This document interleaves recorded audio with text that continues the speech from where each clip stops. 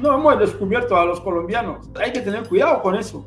Dime un cantante de salsa, de merengue, de bachata, de Santo Domingo, de Perú, de Cuba, que protesta. Y entonces los negros son para hacer deporte, jugar béisbol, prostitutas, entretenimiento. Viene a tu casa, se acuesta con tu mujer y con tu hija y dice que ya es parte de tu familia. Y ningún poder se va a rodear de negros inteligentes, porque pueden desconfigurar su poder.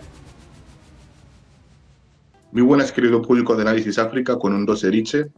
Aquí tenemos a un gran invitado, Abu Enfubea, un compatriota de Guinea Ecuatorial. ¿Cómo estamos, Abu? Muy buenas tardes, Ambolana, ¿cómo estáis? Kawele. Estamos bien. Menos mal que hemos podido coincidir y porque date cuenta que me han preguntado por ti varias personas y les he dicho de que, mira, voy a intentar tener en el show porque en un canal que se habla de África, en castellano hay que tenerle, ¿o no? Bueno, yo creo que hemos hecho un trabajo los últimos 30 años para contextualizar la africanidad y el panafricanismo en lengua hispana y bueno, eso al menos es lo que dicen los papeles de Wikileaks y nuestro propio esfuerzo. Por tanto, yo creo que poder hablar del África hispana ha sido un trabajo que antes no existía y que hemos logrado hacer. Pues empezamos justo por esa parte. África hispana, los afrohispanos, una de las comunidades más olvidadas que existen, porque date cuenta que incluso uno va a España, escuchan a un negro hablar bien español y les sorprende. Uno va a Estados Unidos, lo que ellos llaman el gran vecino del norte, ven a un negro hablar español y les sorprende. Parece ser que tantos negros que hablaron a Iberoamérica, a Hispanoamérica, mejor dicho, que idioma hablaban ellos ahí. Bueno, tiene que ver con una geopolítica, una cuestión que tiene que ver con la geopolítica. Date cuenta que la hispanidad, España fue un imperio que construyó, como todos los imperios, cometió errores, cometió genocidios, cometió crímenes, pero como todos los imperios, pero España creó también una civilización que es la civilización hispánica. Y esa civilización hispánica o la hispanidad está dividida en una hispanidad de blancos, una de indios y otra de negros. La hispanidad blanca es la que de alguna forma hegemoniza y se apropia del discurso, de la imagen, de las formas, es lo que llaman normalmente latinos, o esa forma de... Entonces la hispanidad blanca, los Julio Iglesias, todo lo que tiene que ver con el mundo europeo, los descendientes de Cristóbal Colón, los que fueron el Hernán Cortés, de todo lo que es el imaginario de la conquista por parte de los blancos, que es la hispanidad blanca. Y luego hay una hispanidad indígena, Tupac Atari, Tupac Amaru, Evo Morales, y hay una hispanidad negra. La hispanidad negra fue la que fue esclava, la que fue llevada a la fuerza, la que fue colonizada, la apartheid, ahora en la inmigración. Y esa hispanidad negra es la hispanidad de Celia Cruz, de Ben Cosby Ojos, de Umbolo Etofili, Fidel Juez, Hamilton Borges. Esta es otra hispanidad que es la mayoritaria. Es decir, los negros somos la mayoría de la gente del mundo hispano, somos 200 millones. ¿En serio? Pero el ser 200 millones en persona no cuantifica en lo que es el potencial político y social. La inversa, los judíos es una minoría y tienen un potencial, pues los negros son una mayoría, no tienen potencial. Depende de la cuestión colonizadora. El judío se ama a sí mismo, se ama a la Torá, se ama a la Biblia. El negro no, el negro quiere amar a los blancos, quiere ser inglés, quiere ser francés, quiere ser árabe, musulmán, quiere comunista. El negro tiene una falta de identidad. Por eso, cuando le escuchan, como tú has dicho, le escuchan a uno hablar castellano correctamente, el europeo o el blanco, el occidental se sorprende porque dice, pues si esta gente ya los hemos matado, ¿cómo puede ser que sigan hablando ¿Cómo puede ser? Porque nuestra, digamos, cosmovisión o idiosincrasia, los países como Ecuador, Venezuela, Perú, Argentina, Chile, el negro es la última mierda. Y entonces, claro, cuando se habla de un peruano, no se habla de un peruano negro, ni Colmé de Santa Cruz. Cuando se habla de un colombiano, se habla de un colombiano blanco. No se habla de Zapata Oliveira y de un Bolo Eto'o. Ahora que Francia Márquez ha llegado a la vicepresidencia, pues ha habido una cierta visibilidad, pero tú, si te gusta el fútbol, tú recordarás que la selección de Ecuador son todos negros. Sí. Entonces, sin duda que hay una mayoría negra en Ecuador de un 20% de la población o un 30%. Los gobiernos latinoamericanos tratan siempre de minimizar la presencia africana haciendo censos donde les ponen 5%, en Colombia 4%, incluso Cuba, que es casi el 80%, te hace un referéndum que dice que un censo te dicen que son 10%, 15%, porque la narrativa es el poder, la comunicación es el poder. Incluso Guinea Ecuatorial, dicen que los guineos son 400.000 personas, si ese era un censo de 68. Y siguen repitiendo el mismo censo para minimizarles. Lo que pasa es que el guineano no tiene capacidad de autoestima, de amor propio, entonces repite las mismas pendejadas que los blancos han dicho hace 20 años, 60 años. El negro repite eso. El censo de 1968 en Guinea para las elecciones era de 450.000 personas. ¿Cómo puede ser que en el año 2025 siga siendo lo mismo? Eso no puede ser. La demografía, ¿sabes? Y ahora tenemos elementos para medirlo, es porque no se le quiere dar a los africanos de habla hispana una dimensión fuerte. Esto mismo lo hacen los propios hispanos blancos. No quieren que los hispanos negros tengamos digamos, una posición amplia y fuerte, porque eso significaría que las políticas oficiales que hacen son políticas racistas. Entonces, porque siendo la mayoría de la población en Brasil, ¿cómo es que Brasil no tiene un presidente negro? ¿Cómo es que Brasil no tiene un alcalde negro? ¿Cómo es que no tiene gobernadores negros? Son el 70% de la población. Algo falla ahí, ¿entiendes? Por poner un ejemplo de Brasil, de Cuba y Colombia, que son los países que más porcentaje de población negra tienen del mundo de la iberofonía, ¿no? Del mundo hispánico y portugués. Entonces, bueno, eso es un poco la razón, y también tiene que ver también con el tema de la espiritualidad. Los negros de habla hispana y los negros de anglosajones no sufrieron el mismo tipo de colonialismo. Los anglosajones recibieron lo que se llama el indirect rule, gobierno indirecto. La canción esa de Bob Marley que tú conoces, de Zimbabue. Every man got the right to decide on destiny. Ahí lo explica en esa canción. ¿Qué es el indirect rule? ¿Qué es el direct rule? Fela Kuti, otro cantante nigeriano, también lo explica. En su disco Wata Wata, explica qué es el gobierno indirecto. Básicamente el gobierno indirecto consistía en que los colonos llegan a tu pueblo y te dicen, oye, mira, si tú me das todos los meses 1.000 euros, más 10 bocadillos, más 10 cervezas, puedes hacer en tu casa y en tu barrio lo que quieras. Ahora, si no me pagas, te elimino. Pero si me pagas, puedes hablar tu lengua fan y chinglis, comer carne con no sé qué, comer con las manos y llamarte Bulungu Butung. Eso se llama indirect rule. Era el modelo anglosajón, el modelo alemán y el modelo británico.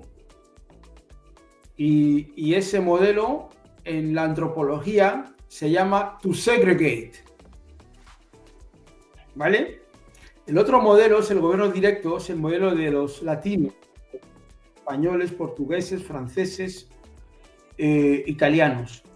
viene a tu casa, se acuesta con tu mujer y con tu hija y dice que ya es parte de tu familia. Es el dueño de tu cepillo de dientes y es el dueño también de tu vino que hay en la nevera y de lo que tienes en la olla. Y ya sois familia. Eso se llama asimilación. Te cambia tu nombre. Si te llamabas Ondosevich, te dicen, no, ahora eres Santiago Castellón Varila Santander. Entonces, si no aceptas, te mata. Pero si aceptas, tú vas a compartir los bienes de tu empresa con él. Él no tiene inversión, pero es tu socio.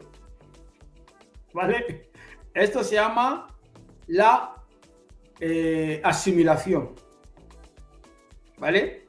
Por eso veis que los países que hablan portugués, los negros que dirigen el país tienen apellidos portugueses. Sí. El presidente de Angola, por ejemplo. Los anoboneses en Guinea, por ejemplo. Porque es la asimilación. En Francia, por ejemplo, Sarkozy, ese no es su nombre. Se pone ese nombre para parecer francés, para asimilarse a Francia. Sarkozy no era su nombre. ¿Ok? ¿Cuál era? Tenía otro nombre de origen griego. ¿Vale? Entonces, para poder encajar en la grandeur, en la asimilación de la cultura francesa, tiene que ponerse ese nombre. ¿Ok? Eso se llama la asimilación. ¿Ok? Entonces, la asimilación es una asimilación cultural. Por eso veis que los anglosajones, los nigerianos, los ganeses, los keniatas, los sudafricanos, a pesar de que ellos también viven en dictadura y en colonización y en esclavitud y en colonialismo, no son iguales a los de Guinea Ecuatorial, ni a los de Guinea-Bissau, ni a los de Camerún, ni a los de Francia. No son iguales.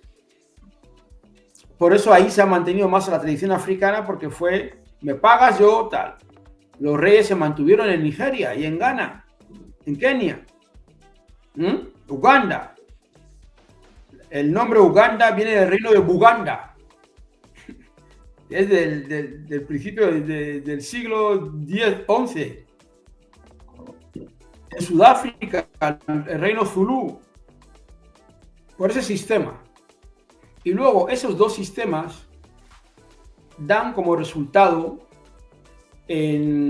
¿cómo se dice? En la antropología moderna, lo que llamamos nosotros multiculturalidad e interculturalidad. El primer sistema, que es el de Indirect Rule, da como resultado la multiculturalidad. ¿Vale?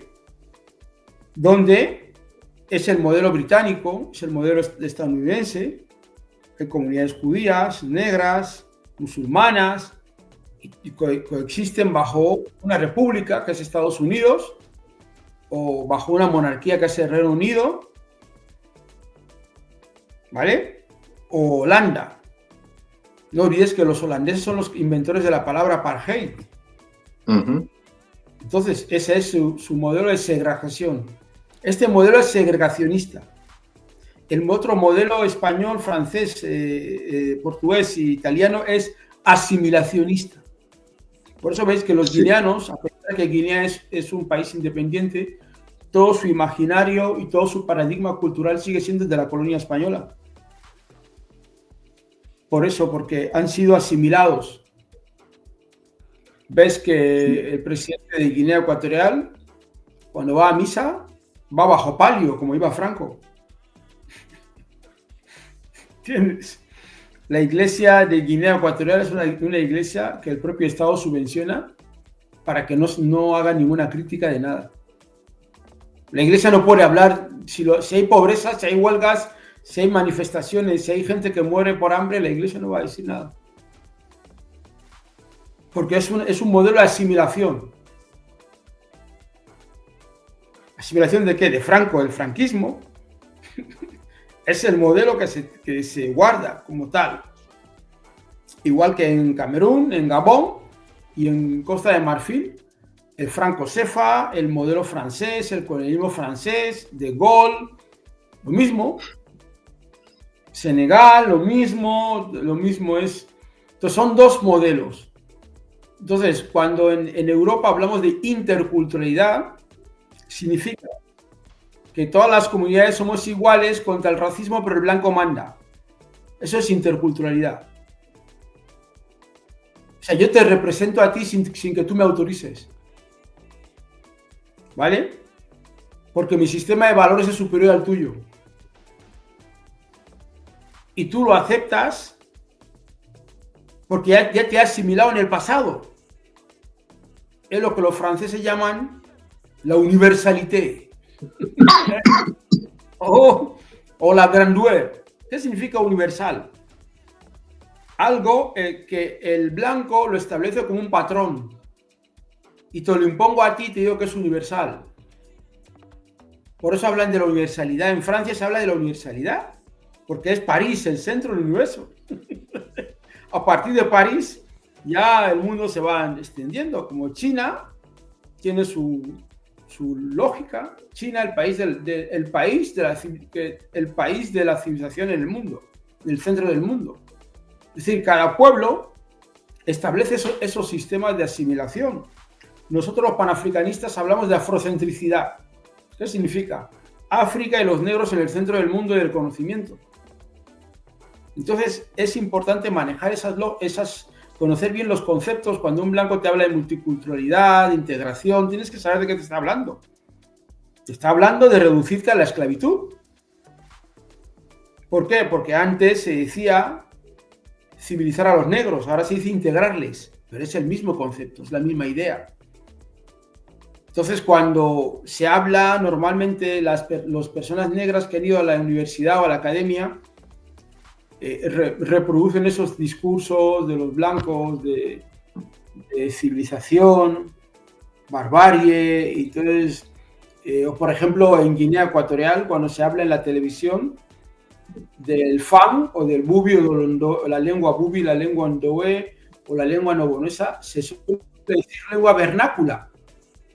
¿Y qué significa vernáculo? Lengua de las cavernas. Entonces, el que no sabe el latín o no sabe esos significados, piensa que está haciendo un buen español. ¿Cómo vas a decir que vos famoso de las cavernas? Venga, hombre. Vas a decir que un Bubi habla una lengua de las cavernas o un Fan habla lengua de las cavernas. Es una forma de que tú mismo estás todavía colonizado. Y los intelectuales que hablan en la televisión guineana repitiendo eso están colonizados.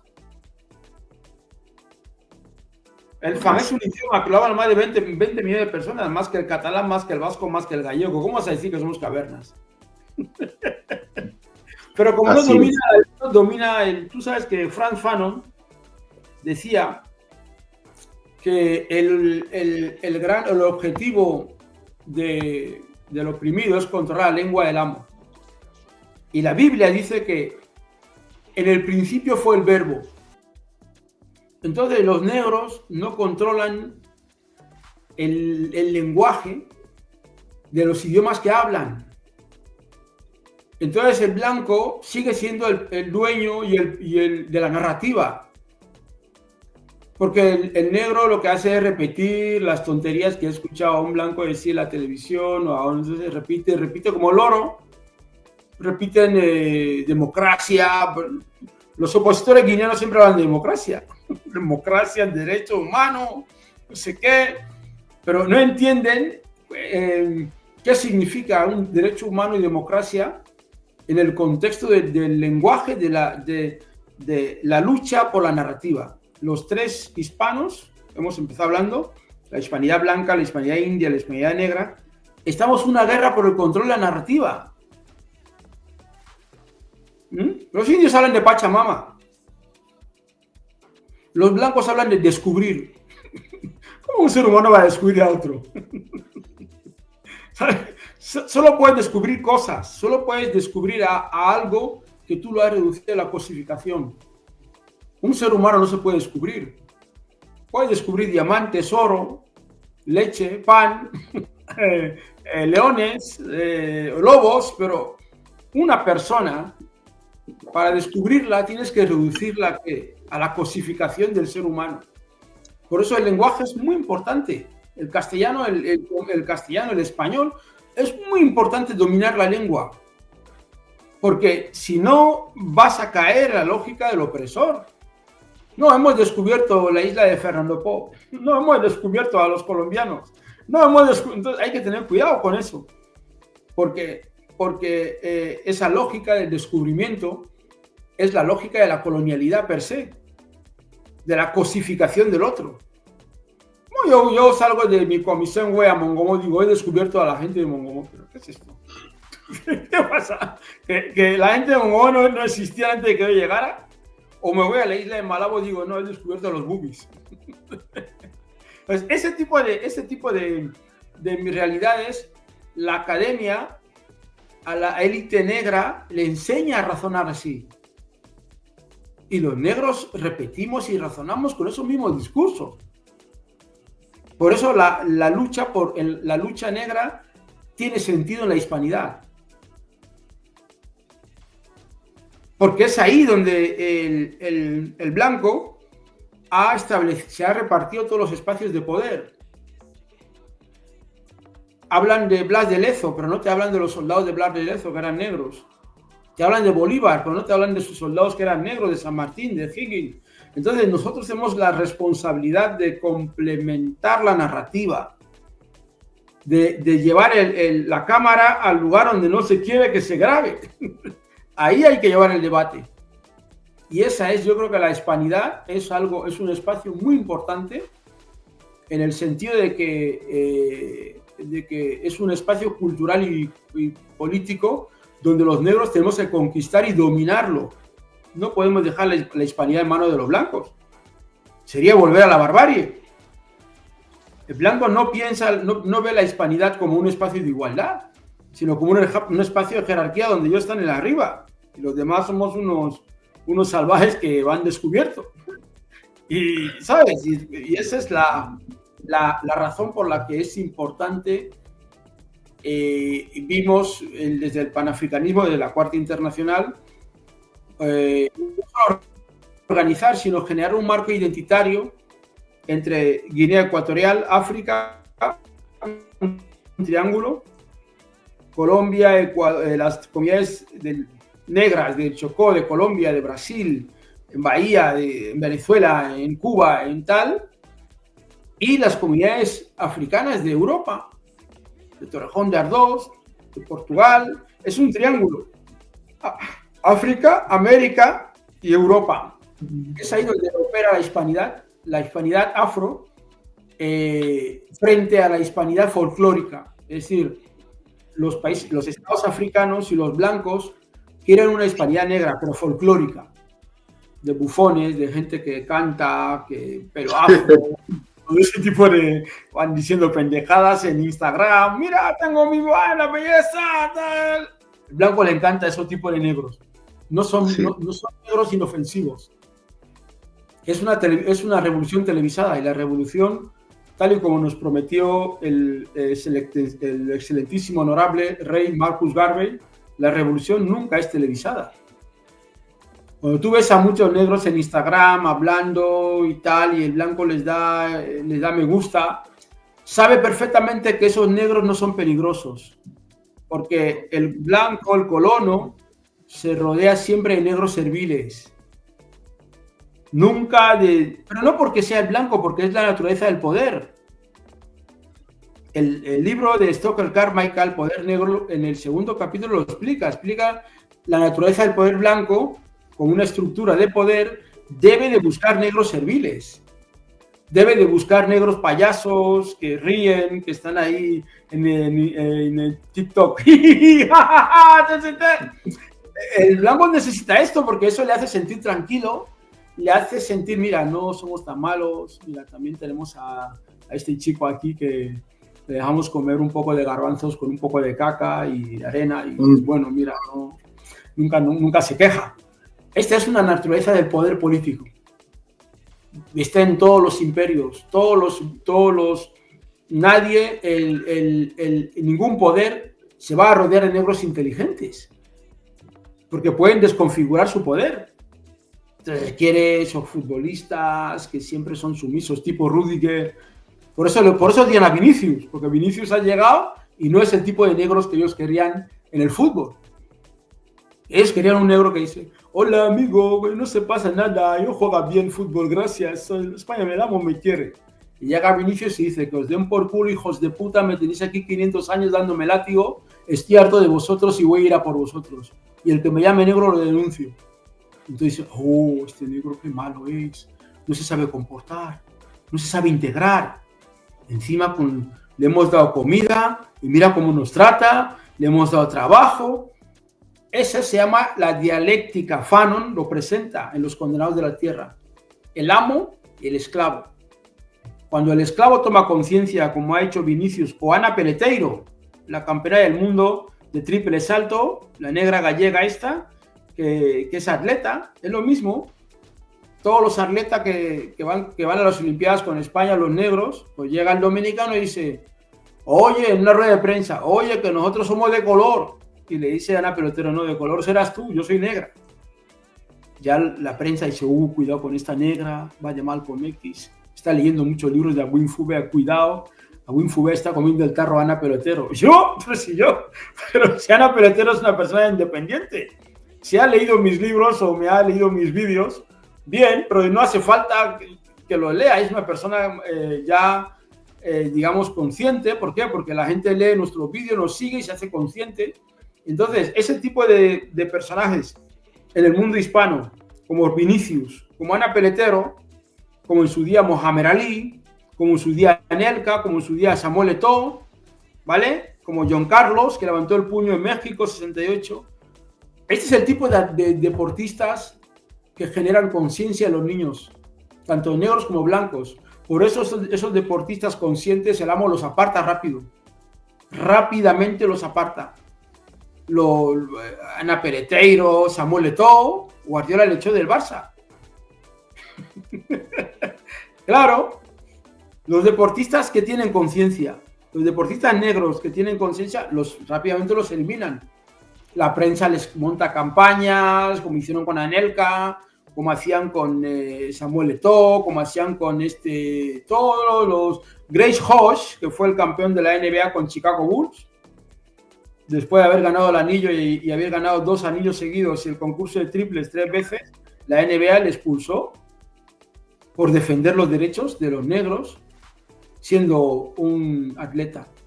Entonces, la hispanidad negra, a diferencia de los anglosajones, con su Commonwealth, los franceses con la francofonía, han creado a Senghor, Frantz Fanon, han creado a MSC, los franceses. Los ingleses han creado a Malcolm X, a Kwame Nkrumah, a Martin Luther King. ¿Qué han creado los hispanos? Futbolistas. Borúdiger, tipos así que no, yo creo que Vinicius no tiene que hacer una provocación porque estoy bien en España, como bien y tengo un buen bistec para esta noche y una botella de vino. Este es el tipo de mensaje que el mundo hispano no tiene filósofos. Dime un filósofo negro de habla hispana. Claro, dime un referente intelectual negro de habla hispana o africano de habla hispana. Son todos pendejos, pendejillos, Neymar, todo así, ¿cómo se llama el otro, el del Bar Messi? No tiene ningún valor. Pero date cuenta que también los anglosajones con su racismo han sido más físicos que los hispanos. Los hispanos te borran de la historia, como tú dijiste, con Santiago Hermesilla, pero el anglosajón no te borra, pero sí que es más físico. Por eso digamos que los negros anglosajones se han hecho escuchar más. ¿No crees?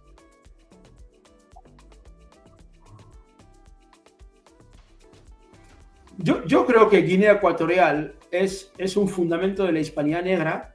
Guinea Ecuatorial tiene que tener escritores, filósofos, deportistas que generen en los negros de América esa conciencia, porque los anglosajones, que también son dictadores, también son racistas, también son todo, pero tú encuentras a Jomo Kenyatta, Kwame Nkrumah, Malcolm X, Martin Luther King, Gandhi. Pero nosotros, los hispanos, que somos mucho más, solamente un tipo que, un futbolista ahí que habla chorras, no sé qué. O sea, no tenemos, ¿qué tenemos? Sí, Por porque ejemplo, los anglosajones. digamos que el escritor Donato Ndo, pero en América Latina, Zapato Oliveira, pero tampoco tampoco han generado una epistemología de la negritud hispana, sino que, bueno, hacen novelas y tal, pero estamos hablando de que necesitamos, como ellos tienen, por ejemplo, Frantz Fanon, un Frantz Fanon hispano. Frantz Fanon era de la Martinique, ¿vale? Pero francés, ¿vale? Aimé Césaire, francés. Senghor, francés. Uno B, francés. ¿Quién más? Podemos ir uno B. Jan Makela. Ahora tenemos a Cyprien Mielevi. Pero ¿dónde están los latinos? 200 millones de negros latinos son incapaces de generar epistemología y filosofía y radicalidad de pensamiento. No, solamente sí. No, Abuí no se tiene que hablar así, Abuí, estamos bien, el amo nos quiere, ¿sabes? A mí solo me azota los domingos, los martes me viola, pero no pasa nada, es bueno. Es este pensamiento, ese es el pensamiento de los negros latinos. Decir, digamos, no hemos sido capaces de generar un género musical de protesta. ¿No crees? Salvo Mr. O y a Joenny. ¿Quién más? Dime un rapero que canta en español que el 99% de su discografía de protesta. Dime un cantante de reggae que canta en español que protesta. Dime un cantante de salsa, de merengue, de bachata, de Santo Domingo, de Perú, de Cuba, que protesta. No lo hay. No lo hay. Es que a partir de ahí, la revolución cultural es más difícil para nosotros. Por eso me embarqué en fundar la Cuarta Internacional, recorrer América Latina fundando en las comunidades negras un movimiento, una organización política con un pensamiento panafricanista y garbellista y negro. ¿Por qué? Porque me di cuenta de ese vacío. Yo viajaba por todos esos países, me daba cuenta de lo mismo. ¿Cómo es posible que un país como Colombia, que tiene las mejores universidades de América, los negros no salgan? Bueno, primero hay que reconocer que hay una intimidación, que matan a los negros como a perros, pero también los matan en otro lado, en Estados Unidos. Sí, el mundo de Latinoamérica, el mundo de la hispanidad blanca es un mundo de violencia antinegro. ¿No los anglosajones? Sí, pero en el mundo anglosajón el negro ha aprendido a defenderse. ¿Por qué? Porque lo decía Malcolm X, el zorro o el lobo. En el mundo anglosajón te dicen: tú, negro hijo de puta de mierda, si vienes aquí a mi casa te mato, no quiero que hables con mi mujer ni con mi hija, pero te voy a dar curro, frega las escaleras y te doy 2 duros y comes. El mundo latino te dice: hola, que bien hablas el español, ¿eres de Guinea? Pero no te da curro. ¿Sabes? Te habla bien, te habla con buenas formas, pero no te acepta, no te da ni trabajo, ni te da una botella de vino para que bebas, ni te da un plato de comida, pero te habla bien, con buenas formas. Esta es la latinidad. Entonces una persona así está desarmada, porque cree que le quieren. Justo. Y con el negro latino sufre más porque le hacen creer que le quieren. Mientras que un negro anglosajón, desde que nace, sabe que le odian. En Sudáfrica, el apartheid. En Estados Unidos, en India, en Ghana, en tal. La gente sabe que el blanco no me quiere, por tanto tengo que trabajar por crear mi iglesia, mi bar, mi restaurante, mi comida, mi empresa. Mientras que el negro latino cree que está integrado, que es uno más, pero solamente le sonríen. Pero cuando llega la hora de dar el trabajo, busca a otra gente, al negro no le da curro. Llegan Claro. los negros aquí en España, 1000 años esperando papeles, llegan los ucranianos, el día siguiente dan papeles, coche, casa, besos, amante, chica, todo. Y el negro está ahí diciendo, no, yo también porque he estudiado en Complutense, no sé qué, tal. Ay, diciendo, y no se da cuenta que estos ucranianos que acaban de llegar hace 2 días y el negro de Senegal, de Guinea, lo que sea, está ahí 30 años. Y al gobierno se la suda. Que maten, es decir, hay una jerarquía, Black Lives Matter, hay una jerarquía racial, hay una jerarquía, entonces dentro del mundo hispano, la violencia contra el negro es un lenguaje, ¿vale? En Colombia se matan 3.000 negros al año, en Brasil 5.000, en Ecuador están matando ahora los chicos jóvenes, y eso no trasciende a ningún medio. ¿Dónde lo has visto? ¿En el país? ¿En la ABC? ¿En Telecinco? ¿En la 1? No, son negros. ¿Quién le importa? Porque es lo que siempre ha sucedido. Entonces, para que los negros puedan desarrollarse en la hispanidad afro, lo primero que tienen que hacer es generar pensamiento propio y radicalizarse. Por eso el libro de Cyprien Milevi, El grito africano por el derecho a existir, no la súplica africana, ni el susurro africano, grito. Mira, ¿cómo ya voy yo? Mira, por música ya voy yo. No hablar así que, hola, es que yo decía que... Esto es lo que el blanco le encanta, el blanco quiere esto. Por eso ves que ahora Armasilla, que hablabas antes, tiene un guineano ahora, que es el que dice las cosas que yo no pude decir en la entrevista que me hizo. Claro, porque el blanco siempre busca al negro que va a hacer el paripé que ellos quieren explicar. Entonces, que conste que yo respeto mucho a Armesilla, porque él ha conseguido poner en valor el debate de la hispanidad de los blancos, claro, desde el punto de vista de los blancos, de Hernán Cortés, la conquista, bueno, todo eso, pero lo ha hecho, cosa que nadie más lo había hecho, y lo ha hecho desde la izquierda, tiene mucho valor. Lo que pasa, claro, que tú y yo, los que ya tenemos cierta edad, sabemos que todo esto, que todos esos debates lo que buscan es restablecer la conciencia de subordinación, y por eso buscan a un negro de Guinea que hable de imperio, pero es normal, esa es la lógica, lo explica Malcolm X lo explica, Garvey lo explica, Fanon lo explica a los condenados de la tierra, de que y también es bueno, porque la hispanidad blanca se da cuenta que la hispanidad negra ya no quiere, ya no está dispuesta a doblegarse, entonces tienen que buscar otros elementos para justificar su narrativa. Sí, para mí un país fuerte que tiene que abogar por los afrohispanos es Guinea Ecuatorial. Lo que es Ghana y Nigeria para la cultura afroamericana, así tiene que ser Guinea Ecuatorial para la cultura afroperuana, afrocolombiana, afro lo que sea.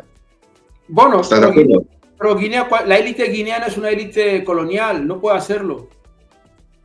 La élite guineana, la actual, nosotros estamos formando cuadros en la Universidad Malcolm Garvey todos los domingos para sustituir a esa élite. La élite actual es una élite colonial, una élite cuyo paradigma es el colonialismo. Cuando un ministro de Guinea o un intelectual de Guinea te habla de la colonia, te habla, pero de puta madre, fue el mejor momento que todo estaba bien, ¿sabes? Es esto, ¿sabes? Entonces te hablan desde ese paradigma. Macías mató a 70 millones de personas, Macías mató al rey de España, Macías mató al Papa y también mató a Butragueño y a Maradona. Esa es la lógica del paradigma. Entonces, el Guinea Ecuatorial podría servir de proyección de la hispanidad negra, pero Guinea Ecuatorial como Estado sirve a la hispanidad blanca. Cuando tú ves esos reportajes de españoles por el mundo que están en Guinea, ¿qué tipo de mensaje mandan? La esclavitud, el colonialismo, ¿sabes? Tú no ves esos mensajes de españoles en África y aparecen en Guinea Ecuatorial. Claro, porque el blanco no busca una hispanidad de igualdad, sino de subordinación mental, psicológica y física. Y el guineano es básicamente un negro blanco, blanqueado, en términos históricos. Guinea Ecuatorial es el único país de África donde nunca se hizo una comisión para investigar los crímenes del colonialismo. No se enseña en la escuela la historia colonial. Es el único país donde todo eso no se habla. ¿Por qué? Porque las élites se sienten deudoras de ese pasado colonial, continuadoras de Franco, de la reina Isabel, de todo ese pasado colonial. Entonces, por eso creo que el debate con Armeisilla no era fácil para él, pobre hombre, porque él quería hablar con un negro que repite pendejadas que ha escuchado, y yo le estoy hablando como el referente de una hispanidad negra que somos 200 millones de habitantes. Guinea Ecuatorial representa el 1% de las personas africanas que son de la cultura de la hispanidad castellana. Yo he estado en Chocó, en Colombia. He estado en Esmeraldas, Ecuador. Antes de pasar al próximo tema, date cuenta que también entre la hispanidad, como has dicho, se ha borrado el negro, porque yo viví en Estados Unidos por 8 años y ahí ver a un negro hablar español es como si viesen un zombie o un extraterrestre. La gente se queda boca abierta. Incluso los propios hispanoamericanos, ahí me dice, ¿de qué raro? Porque me preguntaban, ¿por qué eres negro y hablas español? Y yo les decía, pero oye, claro, en tu país hay negros. Porque ellos se han apropiado, los blancos se han apropiado del término latino. Los latinos son blancos, ¿vale? Simplemente que hablan español, ¿vale? Entonces, y luego los países latinoamericanos mandan a sus embajadas a blancos, rubios. Sí. Entonces, lo que proyecta el Estado iberoamericano que se crea después de la expulsión de los españoles es el Estado-nación que pretende reproducir el marco europeo de la blanquitud. Argentina es un ejemplo, por ejemplo, matar a los indios, matar a los negros y traer solamente inmigración europea. Prohibir la inmigración que no sea blanca para blanquear Argentina, blanquear Chile, blanquear Perú, blanquear Colombia. Entonces, la proyección diplomática y exterior de esos países es de gente blanca. A mí me pasó cuando yo llegué a Brasil, estaba en el hotel, pongo la tele, todos son blancos, pero cuando salgo a la calle todos son negros. Pasa igual en República Dominicana. Todos los padres de la patria de República Dominicana son blancos, pero el 90% de la población es negra. ¿Cómo puede ser un país donde todos son negros y sus padres fundadores son todos blancos? Pues es esto porque digamos, los ideólogos del paradigma del Estado-nación latinoamericano es un proyecto de blancos, los hijos de los criollos, para echar a los españoles, para expulsar a España. Los hijos de los criollos, los hijos de los españoles, Bolívar, San Martín y demás, lo que hacen es un Estado, reproducir el Estado del paradigma europeo. Acabar con los negros, acabar con los indios, hacer matanzas de indios y de negros hasta conseguir una sociedad. Bueno, Cuba es el ejemplo, ¿no? Trajeron blancos de Galicia y los negros los deportaban a Guinea Ecuatorial. ¿En serio? Claro, durante la guerra contra España, hasta el hecho de que Fidel Castro, Raúl Castro, Che Guevara, todos son blancos. El que está ahora, Díaz-Canel, también. Origen asturiano. Españoles, son blancos españoles. Es una idea profundamente étnica y racial. Y entonces los negros son para hacer deporte, jugar béisbol, prostitutas, entretenimiento. Ese es el marco que se confirió a los negros, salvo Batista, que fue el único presidente negro. Y lo que se hizo en el año 1909, al 1910 en Cuba, fue una matanza del Partido de la Gente de Color. Mataron más de 15.000 dirigentes del partido. Esa es la historia. Por eso cuando la gente te escucha hablar español, pues ellos vinculan la hispanidad ¿a qué? A Julio Iglesias. Mira, claro, porque el blanco ha proyectado eso durante siglos. Durante siglos ha proyectado esa idea de la blanquitud como única norma en América. Entonces, de repente, escuchan a un ciudadano negro africano hablar español. Dice, pero... Guinea Ecuatorial sí, pero en Colombia hay más negros que en Guinea Ecuatorial 100 veces. Justo. En Ecuador hay más negros que en Guinea Ecuatorial. En Chincha, Perú, hay más negros que en Guinea Ecuatorial. Y en Venezuela también, en Panamá.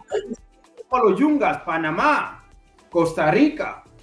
¿Cómo una persona se va a extrañar?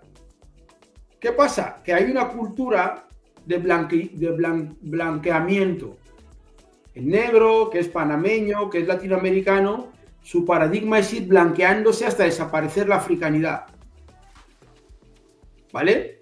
Entonces por eso es una perspectiva que viene ya de la época esclavista y de la colonización. Entonces el latinoamericano que quiere demostrar que ha llegado a algún lado y viene a Europa tiene que casarse con un blanco, no puede ir hacia atrás con un africano, no, tiene que dejar su africanidad, quitársela. Mejorar la raza. Ellos me llaman adelante, claro. Entonces, ahora, ¿qué pasa? Cuando el latinoamericano negro ha empezado a incidir en su historia, en su filosofía, en su antropología, pues este pensamiento está en riesgo porque es el pensamiento hegemónico de una parte de la hispanidad, que es la hispanidad blanca. La hispanidad blanca frente a la hispanidad indígena y la hispanidad negra. Entonces, esos tres espacios de la hispanidad están en permanente diálogo, en permanente debate, pero la hispanidad blanca no admite otra relación con el resto que desde la subordinación. O sea, ellos no admiten, si mañana hay un presidente negro, por ejemplo en Cuba, cuando el Partido Independiente de Color amenazó con ganar las elecciones en la segunda ronda, de la segunda vuelta, con Stenov, la respuesta de la hispanidad blanca fue matarlos a todos. A todos. A todos los mataron. No dijeron, vamos a dialogar, no. Ellos no entienden otra forma de relacionarse. Pero también entre la hispanidad blanca tienen racismo entre ellos mismos, porque date cuenta que si tú vas a un país iberoamericano y tienes un apellido alemán, nórdico o sueco, está mejor visto como si te apellidases Rodríguez. Pero eso no es racismo, eso tiene que ver con la clase social. Los alemanes, los judíos que inmigran o los alemanes y tal tienen recursos económicos y tal. No es racismo, el racismo es otra cosa, el racismo es prejuicio más poder. El racismo solo se ejerce con los negros. Dos blancos no tienen racismo entre ellos, tienen diferencias, tienen problemas, pero el racismo con los negros es una estructura. El blanco no odia al negro por ser negro. El blanco lo que quiere es que el negro sea su esclavo, que es otra cosa. O sea, tú cuando tienes un perro, ¿qué haces con un perro? Que me escuche, que me haga caso. Tú no discutes con un perro, tú quieres que el perro te obedezca. Cuando el perro no te obedece, lo coges y lo llevas a la perrera. Pues lo mismo, los negros son perros, han sido sus perros durante 500 años. Entonces viene el negro y dice, no, es que yo tengo derechos. Y ¿qué derechos tienes tú? No, es que hablo español. No, el idioma español me pertenece a mí. Yo soy el que tengo la Real Academia Española y soy el que digo cómo se escribe el español y cómo se habla. Y tú a callar. Esa es la relación que el amo ha establecido históricamente. Siempre, esa es la forma en que se expresa. Mira, Bartolomé de las Casas hizo un informe a la reina de Castilla, al rey de Castilla, para defender a los indígenas del genocidio. Pero a cambio que traía a los negros, que los negros sí pueden morir. Mira, Claro, él no dijo que hay que defender a los indios y a los negros, dijo no, a los indios hay que defenderles porque son súbditos de Castilla, pero los negros tráigalos de África y que los pongan las minas, y es lo que hizo España. Trajo a los negros a las minas y ahí los explotó. Lo que pasa que los negros se rebelaban, y los negros no morían por las enfermedades que tenían, pero la idea de Bartolomé no era salvar a los negros, era salvar a los indígenas y los negros que vinieran a hacer los trabajos en las minas de Potosí, en Perú. Hay que bajar 50 metros hasta abajo. ¿Quiénes hacían eso? Los negros. Los traían como esclavos para hacerles bajar hasta abajo y allí abajo pues mueren porque hay gases y no había mascarillas como ahora. Pues ahí la gente moría como moscas a cambio de sacar la plata, que es cuando es el Imperio Español el más importante de la época, que es la época del siglo de oro. Lope de Vega, Garcilaso, todos los grandes pensadores de la hispanidad blanca surgen en la esclavitud. ¿Qué te crees? ¿Que Lope de Vega, Garcilaso y Quevedo no sabían que había esclavitud? Pero vivían de puta madre, a ellos les iba bien. ¿Sabes? ¿Tú qué crees? ¿Que los futbolistas o los cantantes españoles no saben que los negros mueren la varilla de Ceuta en Melilla? Lo saben, pero a ellos se la suda, ellos viven de puta madre. Entonces, es lo mismo. Quevedo tiene varios libros muy interesantes sobre los negros, despectivamente. El Quijote también tiene, Cervantes también escribió, Lope de Vega. ¿Qué significa? El Lazarillo de Tormes, El celoso extremeño, son libros donde los negros aparecen siempre. ¿Pero qué significa? Que esas personas, aunque fuera el siglo de oro, el mayor época cultural de la hispanidad blanca, pues a ellos que los negros sufrían se la suda. Es que se la sudaba. ¿Entiendes? Igualmente el mundo francófono. Cuando la Ilustración tiene el mayor nivel, los negros están levantando en Haití. Robespierre, Marat y Voltaire, ¿qué pasa? ¿No sabían que había gente en Haití? Sí, pero cuando hacen la Constitución, después de matar al rey, no ponen que hay que abolir la esclavitud. Piden la libertad para todo el mundo, pero menos para los negros. Ya. ¿Tú crees Vamos que cuando Pedro J. Ramírez, un periodista a quien admiro mucho, hizo un libro sobre la Revolución Francesa? ¿Tú crees que Pedro J. Ramírez es ignorante? No, pero se olvidó de los negros de Haití. ¿Sabes? Eso es la hispanidad blanca. Entonces, la hispanidad negra no se puede permitir el lujo de olvidarse de Guinea Ecuatorial, de Belcos Biojó, de Chocó, de Uhuru África. No podemos permitirles eso. Porque para ellos no existimos.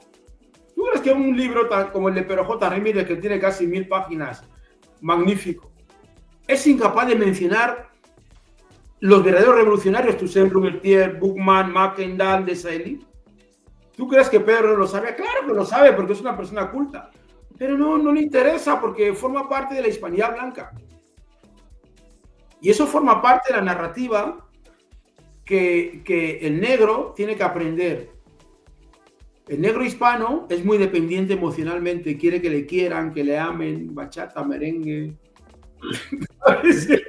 Quiere que el guineano que le digan, hola, ¿qué bien hablas el español? ¿Es de Guinea? Ah, sí. Y cree que por decir eso al blanco le quiere. Es decir, el negro hispano todavía tiene una conciencia emocional infantil. Es muy infantil todavía lo emocional. Los que como tú y yo también hemos vivido en Estados Unidos, hemos aprendido algunas cosas del mundo anglosajón, que los anglosajones no son digamos, inocentes. Es el imperio depredador del mundo. Es el que monta las guerras. Es el que monta el banco, el dólar. Pero nosotros, como de la hispanidad negra, la confrontación entre Donald Trump, Europa y China, a los negros nos beneficia que el amo se mate. ¿Qué hemos ganado nosotros con Francia y con Europa? Salvo esclavitud franco-cefra, muerte en la valla de Ceuta y Melilla, destrucción de nuestras economías, dictadores, al servicio de Europa Occidente, se llevan el petróleo, nos empobrecen, Mali, Níger. ¿Cómo tú vas a pensar que los africanos van a salir en defensa de Europa en una guerra entre Trump y no podemos, ni debemos, salvo los típicos negros iluminados que se creen todo lo que el amo dice. Entonces, cuando en la cabaña del tío Tom, el amo libera a Tom, Tom se enfada. ¿Te acuerdas en esa famosa novela? Cuando el amo libera a Tom y le da la libertad, Tom dice, pero amo, ¿por qué me haces esto? ¿Por qué me liberas? Con todo lo que te he servido, quiero seguir contigo. Esta es una parte de una mentalidad de unos africanos. Pero ahora mismo, lo que está pasando en Mali, en Níger, en Burkina Faso, es la demostración de que el africano está despertando, ha despertado. Y una hipotética confrontación de un loco como Donald Trump con Putin o con China, anulando totalmente a la Unión Europea, los africanos estamos felices de que esa confrontación se dé, porque cuando se produjo la guerra de secesión entre Estados en el norte y el sur de Estados Unidos, los negros ganaron la libertad. Cuando la Primera Guerra Mundial en Europa, los negros ganamos nuestra libertad. La Segunda Guerra Mundial fue la fase en que los negros, los árabes y los vietnamitas conseguimos la autodeterminación de nuestros pueblos, empezó la descolonización. Por tanto, sostener desde la hispanidad negra a Europa, a Occidente, es un suicidio. Occidente no piensa en términos de igualdad con nosotros. Nosotros sí pensamos en términos de igualdad, de fraternidad y amor con ellos. Ellos no piensan así. Y a la mínima oportunidad que tienen te lo demuestran. La mínima oportunidad que tienen, que hizo Francia, ordenar que los negros invadieran Níger, el ECOWAS. Claro, ¿qué hizo? ¿Qué hace? ¿Qué está haciendo Macron? Preparar la guerra en Côte d'Ivoire. Organizar una guerra civil entre los marfileños. Secuestrar a Gbagbo o Ouattara, y es lo que están preparando, crear una guerra civil en Costa de Marfil.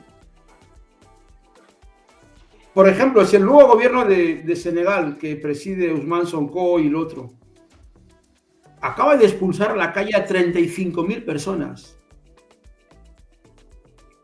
del sector público de Senegal. Son personas que le han votado. Si Francia, a través de su servicio secreto, consigue armar a esas personas que han echado a la calle, que están enfadadas, hay una guerra civil. O sea, la desestabilización de África es la única forma que Europa puede sobrevivir. Desestabilizar África, robarnos coltán, los recursos, el café, el cacao, magnesio, petróleo, y imponer dictaduras. Ahora están preparando el paripé. Oligui, ¿qué es? Oligui es un títere de ellos que tiene dinero en Chicago. Oligui no va a hacer nada más que lo que ha hecho bien. Él va a ir, se presenta a unas elecciones que ya están amañadas, que él va a ganar, y ya estira, y les guarda el dinero a los blancos y ya está.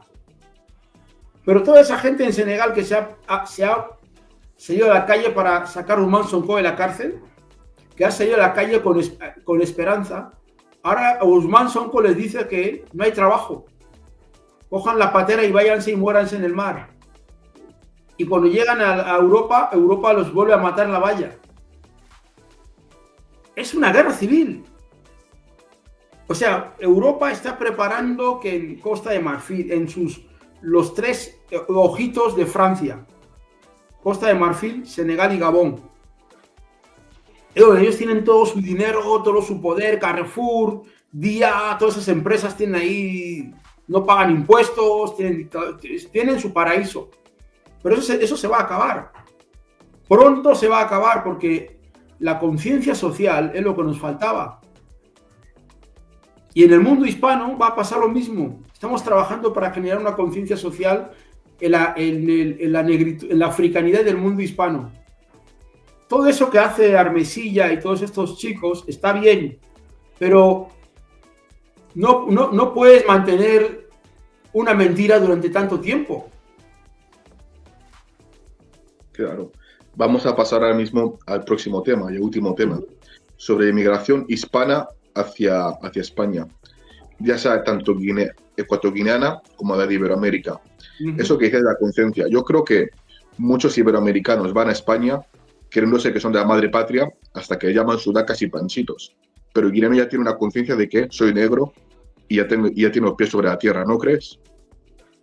Cuidado, Los guineanos son muy alienados. ¿Vale? Yo sé de qué hablo, son mis paisanos. Lo que pasa que el guineano, por ser africano y por ser negro, disimula las mismas patologías que tiene el latinoamericano. ¿Vale? Un dominicano te dice que no es negro. ¿Sabes? Te puedes reír. Pero el guineano tiene esa misma jerarquía porque es la pigmentocracia. El mundo latino genera una pigmentocracia. Los guineanos de Corisco, de Bata y de Mbini te dicen que vive atrás en esa mano. ¿Sabes lo que explica esto? Vive atrás en esa mano. Fuimos los primeros en ver a Dios. Porque están en la costa, y es verdad, porque... Y se creen, y bueno, esto no es solo Guinea, en toda África, en Angola, por ejemplo, la gente con un tono de piel más clarito, con un nombre blanco, oprimía mucho al resto de los angolanos que están en el interior. De ahí la guerra con Savimbi, la guerra civil de Angola, viene de ahí. De que los llamados Dos Santos, da Silva, no aceptaban que los Bulungu, Butungu, Bulungu, Bupungu, Bukulungu existen. ¿Pero Savimbi no era de la CIA? No, estamos hablando del origen del conflicto. Vale. El origen del conflicto está en que la mayoría social del Congo, que habla Kibundu, que habla Kikongo, que se apellida Butungu, Balanga, Bakanga, no tiene acceso al poder. ¿Quién tiene acceso al poder? João da Silva, Vicente Ferreira, Dos Santos, Do Pinto, Claro, ese fue el origen del conflicto. Y Savimbi siempre lo explicó. En Angola, sí, has dicho Congo, pero en Angola. Eso mismo iba a pasar en Guinea Ecuatorial con los de Mbini, los de Bata, los de Corisco. ¿Sabes? Toda esta gente de Vinayón, en Niefan, que han ido a las misiones católicas, iban a haber hecho lo mismo. Gracias a Macías eso no se produjo. Pero es lo que había. Los negros emancipados, ¿qué eran? Negros con derechos de blancos, ¿cuántos eran? No llegaban al 2%. Pero podían ir delante en el autobús, podían comprar aceite, podían entrar en bares de blancos. Era un apartheid. Pero el guineano no lo quiere ver porque el guineano quiere, como hemos tenido una dictadura con Obiang y con Macías, entonces el guineano tiende a idealizar la colonia. No, Guayameneyo bimba colonia. Venga, bebé, ningún bebé, Jimmy Fum, Guayamnaque. Chico, ¿dónde vas? ¿Entiendes? Comienza a idealizar la colonia, a creer, digamos, en cosas que son inverosímiles. Inverosímiles. Es decir, la colonia es un sistema de violencia pura. Per se, ¿vale? Y además legitimada. Entonces el guineano tiene esa misma tendencia, simplemente que, bueno, de hecho el sistema educativo de Guinea Ecuatorial no ha cambiado después de 60 años, sigue siendo la ley Moyano. El sistema judicial guineano sigue siendo el código militar español.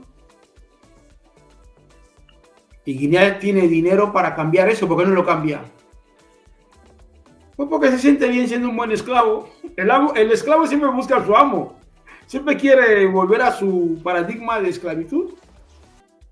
El guineano el país tiene dinero para construir en la UNGE un departamento de estudios africanos potente. Y es un cuatrichín, una habitación, ni siquiera llega a 5 metros. ¿Qué significa? Que ellos no están interesados en hacer ese cambio, en producir un cambio, ¿sabes? No están interesados en producir un cambio realmente que suponga realmente un paradigma de cambio. Ellos no están en eso. Están en reproducir todo lo demás. Pero que te decía, cuando van a español guineanos y los hispanoamericanos y a uno le tratan de negro, porque date cuenta, cuando España de los africanos no separa a los guineanos, a los ecuatoguineanos, y ahora los latinos como panchitos. ¿Tú no crees que ya tiene los pies sobre la tierra cuando pasa eso o no? No, porque los referentes intelectuales de los guineanos, pues léase, por ejemplo, Trián Morgades, son fascistas, ¿sabes? Es decir, la base fundamental de la epistemología del pensamiento intelectual cultural de los guineanos, primero, el guineano se cree por encima de otros negros, cuando el guineano es más que Nigeria, ni Ghana. Pero sin embargo habla no, es que voy calvaba, no sé qué, quiere ir hablar despectivamente de pueblos africanos como Ghana o como Nigeria, que son mucho más importantes que Guinea, pero como el español le metió en la cabeza que que somos superiores a los nigerianos que limpian nuestras calles o que limpian nuestras casas, esa idea sigue. Está muy, muy penetrada en el pensamiento guineano.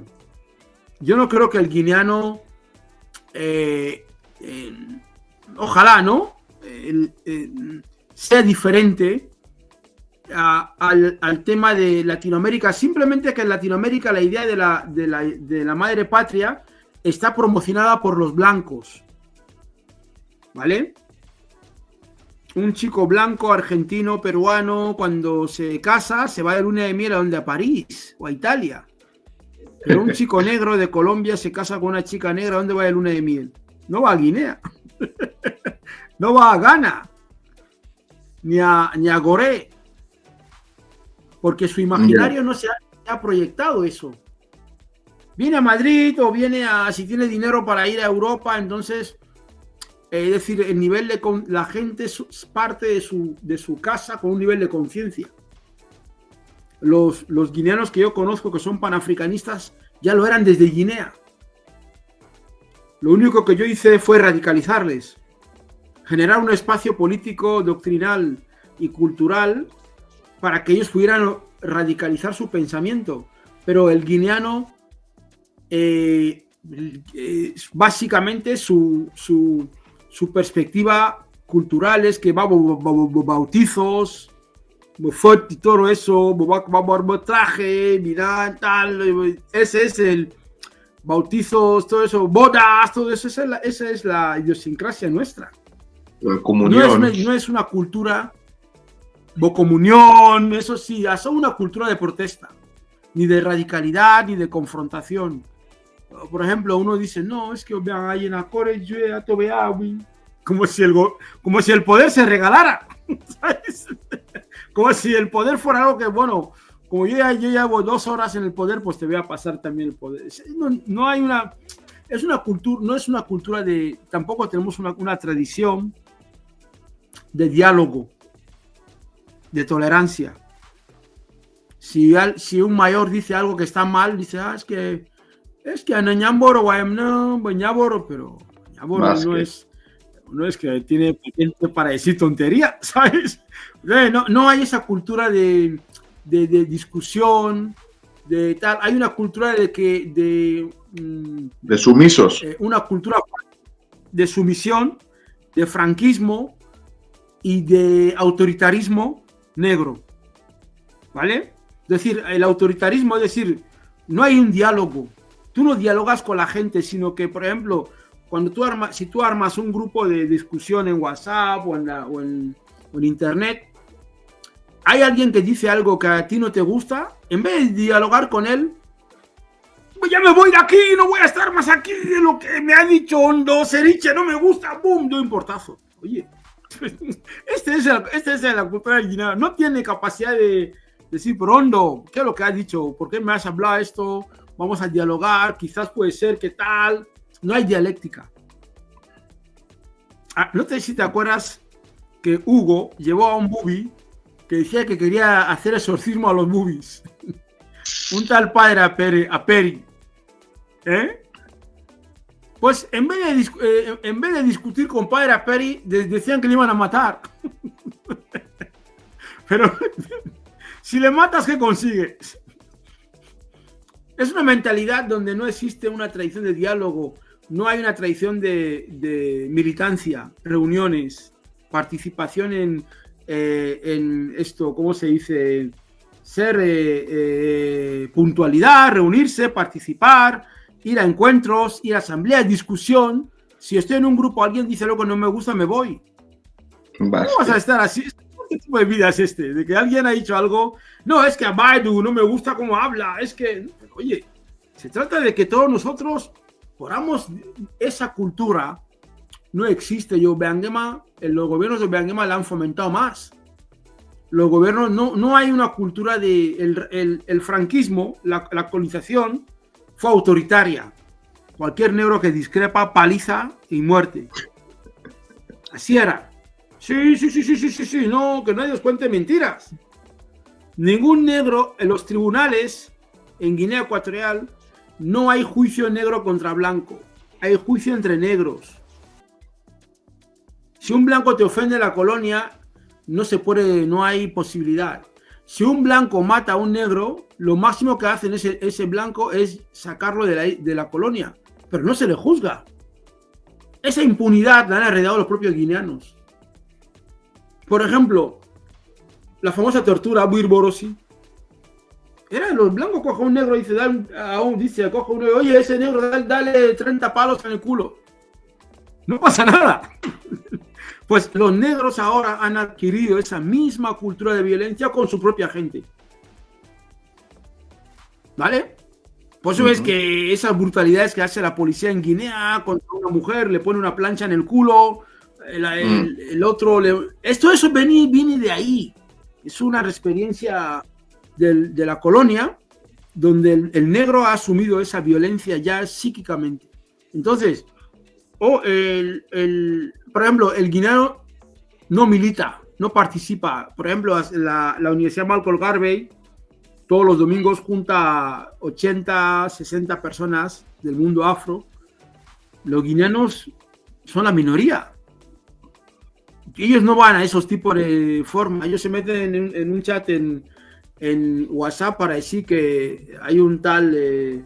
¿cómo se llama el famoso follador de mujeres que estaban hablando en Guinea ahí? Baltasar. Delio, no sé. Y se van a hablar de esto, hablar de pendejadas, que si... Baltasar, y ese tipo de debates. Luego el otro viene y dice, no, es que los fans son lo peor. Luego el otro viene y dice, no, es que... Así es el modelo de los guineanos, no participan en una formación de un proyecto a largo plazo. Por ejemplo, uno dice, no, es que yo también soy panafricanista, pero yo no voy a ir a los panafricanistas porque yo a nivel personal. Esta es la visión de no solamente del guineano, sino de la hispanidad negra. No tiene una tradición de lucha. ¿Entiendes? Lo que pasa es que al guineano se le ve más. Pero esa misma tendencia la hay en el afrocubano, el afrocolombiano. Lo que pasa es que el guineano es mucho más descarado. Porque es más, digamos que es un ser mucho más ignorante de su propia capacidad. Entonces, están hablando de Baltasar 15, 20 horas. Si tú pones algo sobre panafricanismo, es que ya están estos panafricanistas dejarnos que hablemos de Baltasar, sexualidad, no sé qué, tal. Este es la idiosincrasia. Y después suben fotos de una boda que han hecho en Londres con mucha gente, todo el mundo bailando, así es. Y después de que ya, esa es un poco la idiosincrasia. Hay que tener mucha paciencia con nuestra gente, porque son muchos siglos de adoctrinamiento y por ejemplo, en los diferentes pueblos de Guinea Ecuatorial, la mayoría de los movimientos políticos guineanos que se pretenden como regionalistas, separatistas o como quiera llamarlo, es gente que carece totalmente del conocimiento de su propia cultura. La gente bubi que dice que es del Maíz o no sé qué, no sabe quién es Irene Yambá, no sabe quién es Sase Buera, el que es